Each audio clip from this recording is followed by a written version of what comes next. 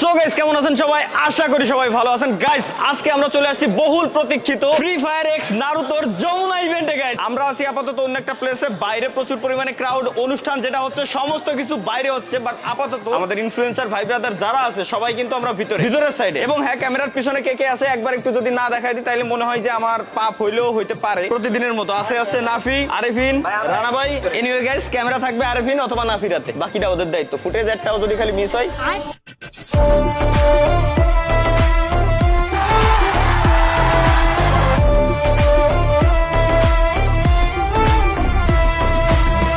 এইখানে দিবস গেমিং আমাকে একটা চ্যালেঞ্জ দিয়ে বসে। তার চ্যালেঞ্জটা ছিল এরকম, আমি যদি বলতে পারি যে ফ্রি ফায়ার গেমের ভিতর আমি আমার লাস্ট ম্যাচে কতটা কিল করছি তাহলে সে আমাকে 1000 টাকা পুরস্কার দেবে। আর এটা ছিল আমার জন্য একেবারে সিম্পল, কারণ আমি চোখ বুঝেই বলে দিতে পারি যে আমি লাস্ট ম্যাচে 0 কিল করি, কারণ আমি যেহেতু মোবাইলে গেম প্লে করছি। এবং এই উত্তর দেওয়ার পর তারা সবাই আমার কাছে প্রমাণ চায়। দেন আমি সবাইকে মোবাইলে গেমে ঢুকে প্রমাণ করে দেই যে আমি লাস্ট ম্যাচে 0 কিল করি। তারপর আমার জেতা 1000 টাকা পুরস্কার সে আমাকে দিয়ে দেয়।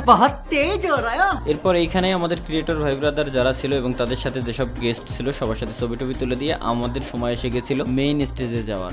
আপনারা এত পরিমাণে ভালোবাসা দেখাবেন এটা ছিল আমার কল্পনার বাইরে। দেখেন ভাই করছিলেন কি, যমুনার 3 তলা সম্পূর্ণ ব্লক করে দিয়েছেন আপনারা। তবে আলহামদুলিল্লাহ এখানে কারো ক্ষয়ক্ষতি হয় নাই, এতে আমি অত্যন্ত খুশি। এবং কোন দোকানদার ভাইরাও যে অবজেকশন জানায় নাই, এতে আমার কাছে খুবই ভালো লাগছে। যাই হোক গাইস, এখন আমাদের এন্ট্রি নেওয়ার সময় এসে গেছে। তার কারণ হচ্ছে কি, এখন আমরা এন্ট্রি নিব এবং আমাদের সাথে অডিয়েন্সদের একটা সৌজন্যমূলক ম্যাচ স্টার্ট হবে এবং ওই ম্যাচে যারা জিততে পারবে তারা পাবে স্পেশাল কিছু গিফট।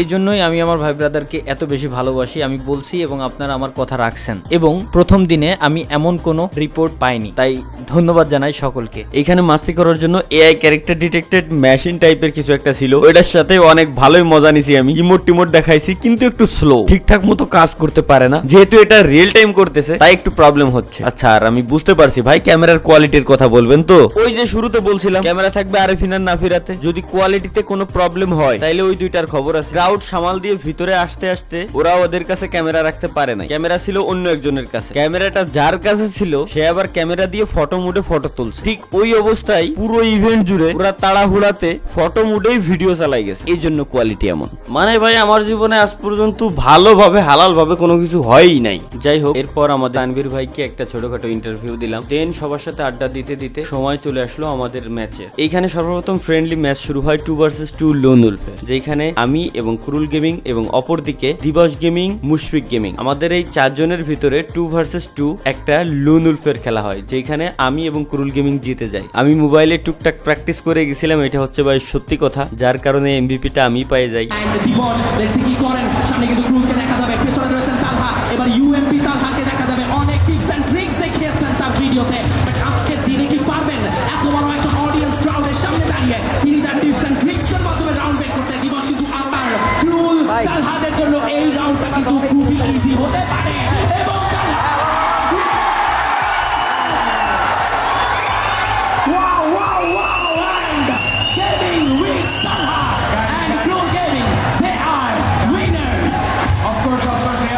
কপাল বলো আমার বন্ধু আমার দোকান থেকে ফিঙ্গার স্লিপটা পাঠাইছিল বক্স সহ। এটা আপনারা পেয়ে যাবেন গ্যাজেট গার্ডেনে, গুগলে সার্চ করতে পারেন gadgetgarden.com.bd অথবা gwtgarden.com। কিন্তু পরবর্তীতে পিছন থেকে অনেকেই গিফট চাই, তো ভাই ব্রাদাররা যেহেতু গিফট চাইছে কিচ্ছু করার নাই, এটা তাদেরকে গিফট করে দেই। যদি আপনি ভাইবে থাকেন এটা 20 টাকার মাল গিফট করে দিয়েছে, তাতে কি হয়েছে? একবার গুগলে সার্চ করে দেখেন এটার দাম কত। ঠিক এর পরপরই ওমা এ কি, আমাদের 4 জনের সাথে এবার খেলা হবে স্পোর্টস প্লেয়ারদের। ভাই এই জায়গা আমরা ভাই মোবাইলে গেম খেলতে পারি না ভাই কেউই, আমাদের সাথে এখন খেলা হবে ই স্পোর্টস প্লেয়ারদের। আমরা শিওর মায়ের খাবো, শিওর হাইরে যাব, যাই নেও আমরা ম্যাচ খেলছি সবাইকে বিনোদন দেওয়ার জন্য।